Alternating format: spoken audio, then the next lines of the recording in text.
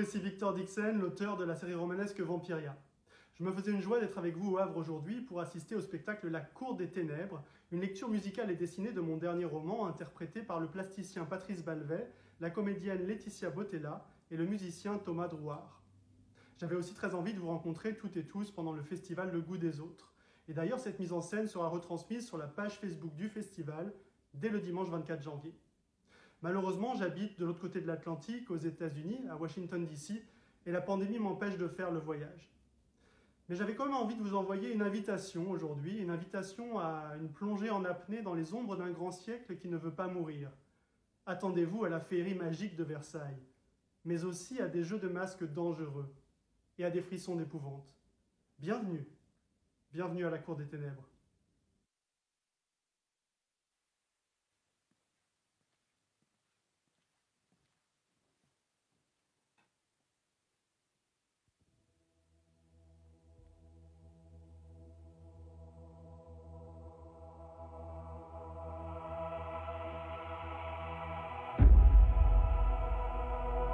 L'année prochaine, le pays fêtera le jubilé du despote. Près de 3 siècles se sont écoulés depuis sa transmutation. En l'an de grâce 1715 de l'ancien calendrier, la nuit où il aurait dû mourir de vieillesse, plutôt que de se coucher à jamais, le roi Soleil a accompli un rituel médical terrible et secret. L'opération lui a offert l'immortalité, tout en mutilant son visage.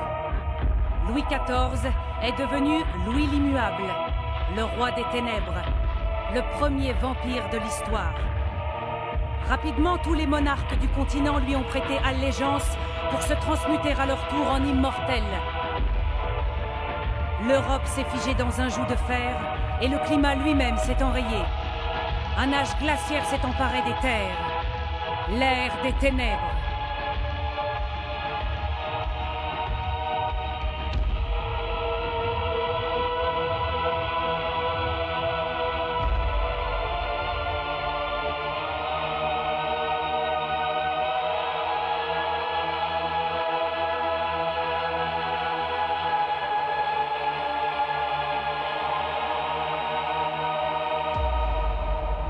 Au nom du roi, ouvrez immédiatement!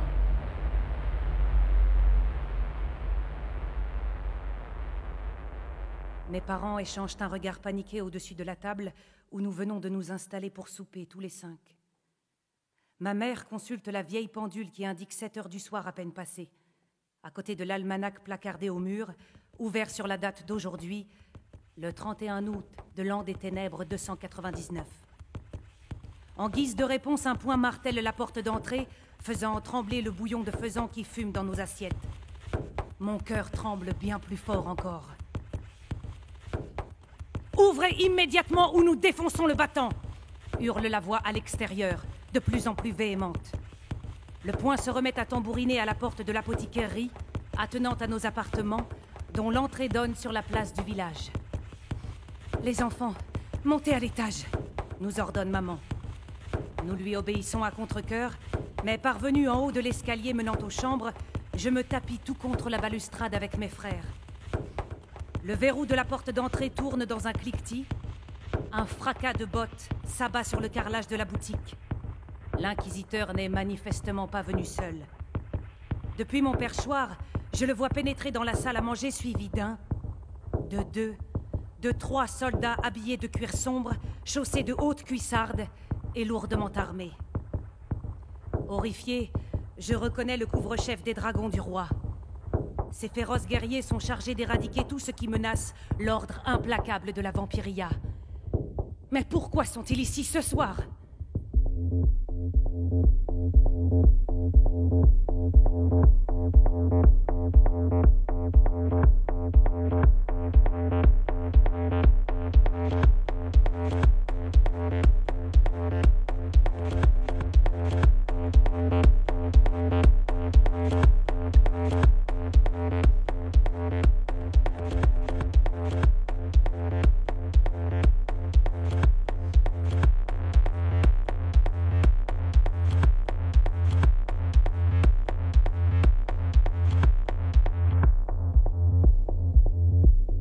L'inquisiteur fond brusquement sur mon père.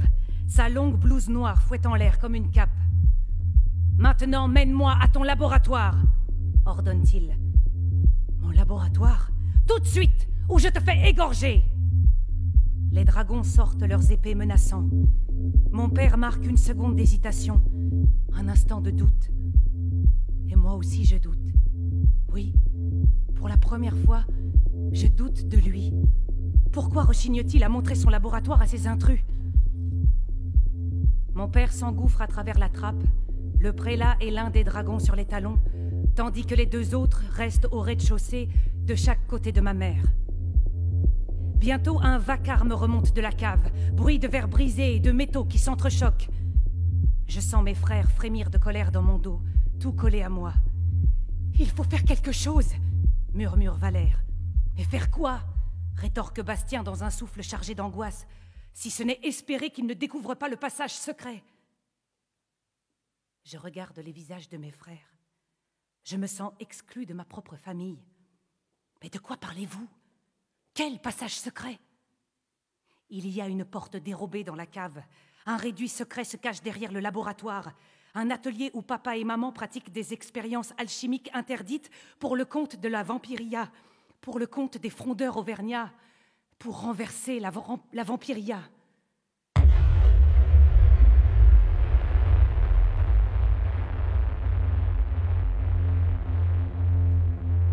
Mes frères avaient raison. La cave contenait des substances explosives prohibées. Et mon père vient de se faire sauter avec l'inquisiteur pour nous laisser une chance de nous en sortir.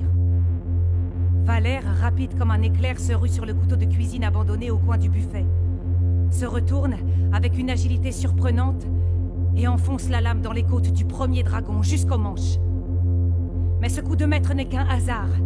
Emporté par son propre poids, il trébuche, offrant sa nuque à l'épée du deuxième dragon.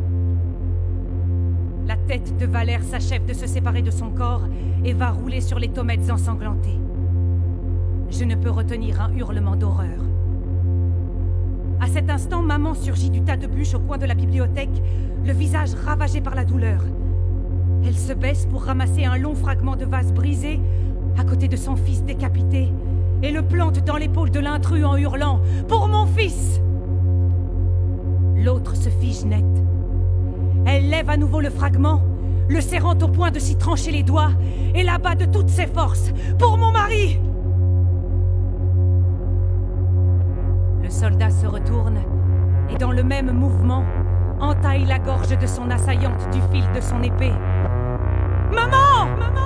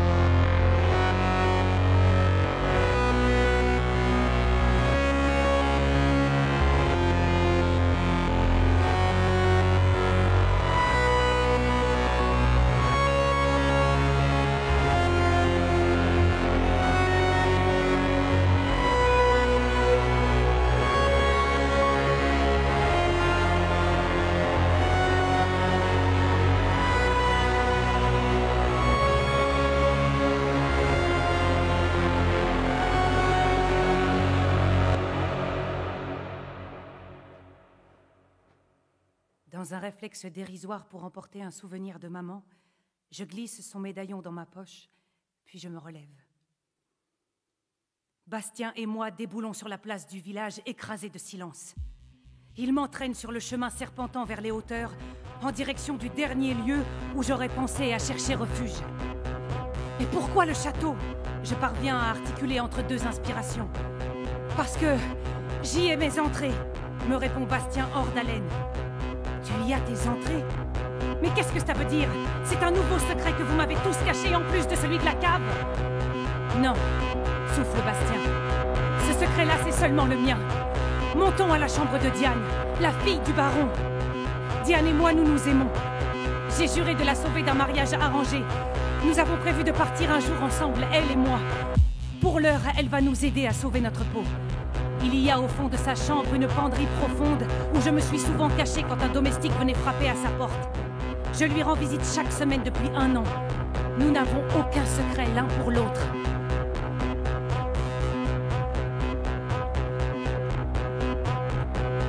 Nous voilà parvenus à une porte vernie, dans un couloir où luisent des lampes à huile aux flammes vacillantes.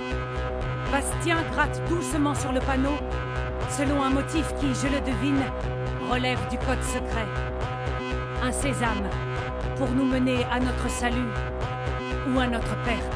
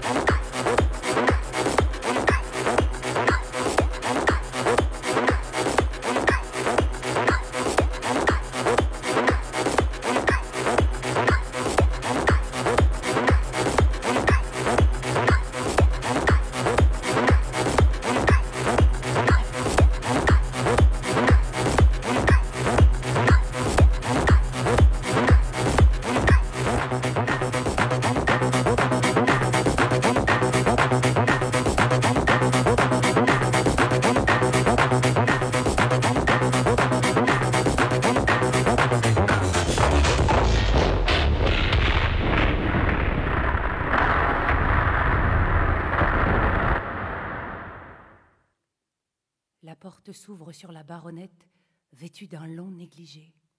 « Il s'est passé quelque chose de terrible, » balbutie Bastien. « Mon père, ma mère et Valère, ils ont été assassinés, dis-je, complétant les mots qu'il ne parvient pas à articuler. Nous sommes les seuls survivants. » La baronnette s'écarte pour nous laisser entrer et referme la porte derrière nous sans un bruit. Ce silence, ce teint blême et cette robe d'une blancheur spectrale, elle ressemble à un fantôme. Est-ce la nouvelle du sort ayant frappé ma famille qui la plonge dans cet état? Non. Il me semble qu'elle était déjà livide au moment de nous ouvrir. Diane de Gastefriche ouvre la bouche. Sa voix est à son image, spectrale, ténue comme un courant d'air, aussi fragile que la lignée exsangue dont elle est l'ultime rejeton. « Je suis tellement désolée, mon amour, » murmure-t-elle. « Pourquoi êtes-vous désolée, Diane ?» je demande à la baronnette, assaillie par un funeste pressentiment. « Père a fait écouter à la porte de ma chambre à mon insu, la dernière fois que Bastien y était. C'est ainsi qu'il a appris pour nous deux.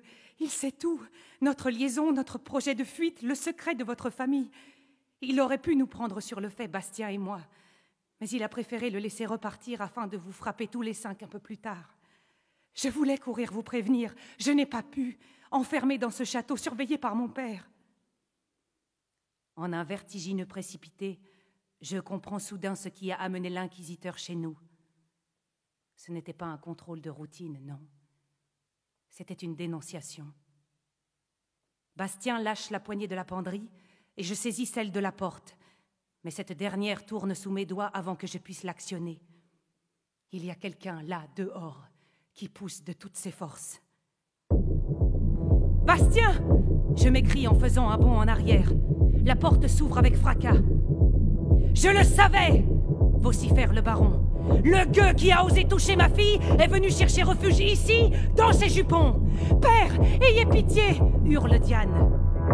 Je n'ai pas le temps de m'interposer et Bastien, pétrifié, n'a pas le réflexe d'esquiver. Le fer s'enfonce dans l'estomac de mon frère adoré, le pliant en deux sans qu'il émette la moindre plainte. La sidération me coupe le souffle.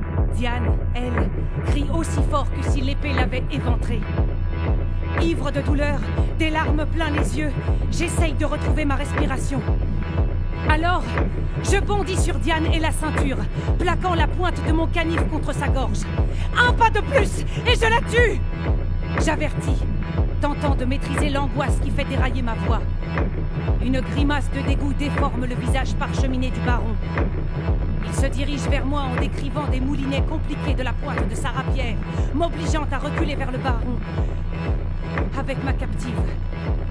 Au moment où mes talons rencontrent le rebord séparant la chambre du balcon, je projette Diane de toutes mes forces vers la rapière tournoyante. Sans un remords, pour la traîtresse qui a causé la mort de toute ma famille. La pointe de la rapière s'enfonce au milieu des fleurs de dentelle, qui rougissent aussitôt telles des coquelicots. Ma fille! Murmure-t-il d'une voix chevrotante, incrédule. Au moment où il baisse sa garde, je lève la mienne. Je n'ai droit qu'à un coup, et ce coup doit être mortel. Brandissant mon canif, je bondis sur lui et enfonce la courte lame entre les boucles défraîchies de sa perruque, droit dans son arcade sourcilière.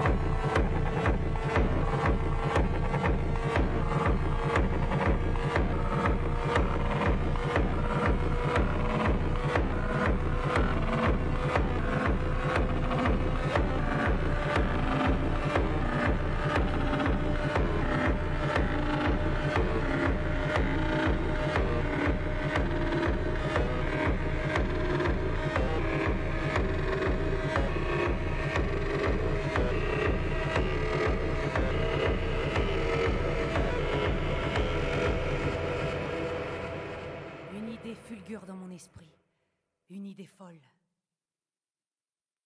Je délace à toute hâte ma culotte de peau, fais sauter les boutons de ma chemise et me rue sur Diane pour lui retirer son négligé à manches longues. J'enfile son habit parfumé, il me va comme s'il avait été fait sur mesure. De même, le corps svelte de la baronnette entre parfaitement dans ma tenue de chasse. J'arrache ensuite à l'annulaire du cadavre la chevalière frappée des armes de Gastefriche et je la passe au mien. Pour compléter l'illusion, je jette mon chapeau de feutre dans un coin, laissant mes cheveux mi-longs retomber de chaque côté de mon visage. Puis je lève mon canif au-dessus du visage de la morte et je l'abats encore et encore, fermant les yeux pour ne pas voir le délicat minois se transformer en bouillie méconnaissable. Dernier détail de cette macabre mise en scène, je perce les bras de la baronnette avec une de ses épingles à cheveux pour simuler la ponction de la dîme. Et j'ouvre sa main inarticulée pour y glisser le canif dégoûtant de sang. Je me relève, pente lente, l'estomac retourné par la boucherie que je viens de commettre. À cet instant, un courant d'air glacé comme l'hiver soulève les voilages du balcon, éteignant toutes les bougies du candélabre, giflant mes joues tel un soufflet de givre. Je me retourne lentement. Une ombre se tient dans l'encadrement de la fenêtre. Une haute silhouette à forme humaine dont les contours se détachent vaguement contre l'obscurité de la nuit naissante. Un vampire. Ce garçon et cette fille, je balbutie en désignant les corps de Bastien et de Diane. Ce sont des assassins venus nous égorger. J'étais occupée à ma toilette quand ces meurtriers sont apparus. Mon père est parvenu à les neutraliser au terme d'une lutte féroce, au prix de sa propre vie. Le sang qui me couvre, c'est le sien. Et Sa Majesté lui en saura gré, mademoiselle? La voix de la créature est calme et profonde, harmonieuse, et pourtant elle fait se hérisser les poils de ma peau. Ces misérables étaient de dangereux frondeurs, explique le vampire en s'approchant lentement de moi. Mais ces renégats ne nuiront plus à personne à présent. Une main blanche aux longs doigts élégants émerge des ombres, festonnée d'une manche de soie fine. La paume de marbre semble inviter la mienne. Au moment d'y poser mes doigts tremblants, j'ai l'impression de toucher la surface glacée d'une statue. Le faible rayon d'une lune filtrant à travers les voilages éclaire la chevalière volée à Diane, dont l'éclat doré luit à mon annulaire. « Vous êtes la fille unique du baron, n'est-ce pas ?» me demande le vampire. Je hoche la tête, la gorge trop serrée pour articuler la moindre parole. Mon stratagème fonctionne. « Je crains que vous ne soyez désormais orpheline, mademoiselle... » « Mademoiselle... »« Diane, dis-je dans un souffle. »« Mes hommages, dit-il en se penchant pour me faire un baise-main.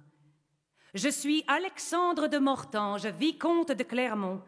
Dès cette nuit, je vous emmène à Versailles où je témoignerai devant la cour de cette opération réussie contre la Fronde. » Ses lèvres blêmes s'étirent pour dévoiler des dents plus blanches encore que son teint, prolongées de 2 canines pointues, luisantes comme des agates. Et dans quelques jours, Diane de Gastefriche, par la grâce des ténèbres, vous aurez l'honneur de devenir pupille du roi.